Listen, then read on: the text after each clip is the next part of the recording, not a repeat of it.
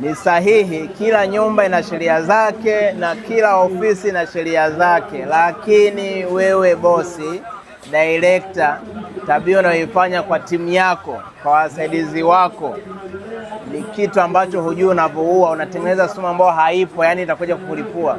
Kuna wale ma CEO, mabosi, ma director, sio ma manager nane, huwa wanafokeaga sana timu yetu wao, wafanyakazi wao mbele tena ya wateja. Kitu kinachotokea sasa, kama ulikuwa hujui, sumu namba moja unayotengeneza, unatengeneza kuonekana kwenye duka lako, kwenye ofisi yako kuna kreki, yani hakuna maelewano.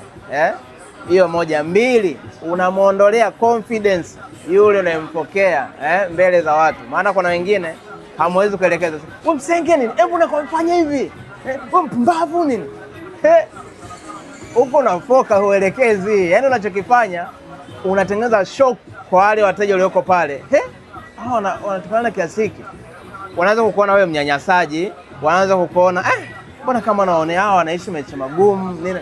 Hata kama washakulozoea lugha yako, ni lugha ambayo hupaswi kuitumia mbele za wateja. Nakupa hiyo siri na hiyo kodi uijue. Walio wengi nikitembea ofisi zingine, unaweza kukuta msaidizi wake amefanya hivi na hivi, lakini anavyomwelekeza, mpumbavu, uone wateja, simama hapo, wewe unakuwa kama mjinga ni.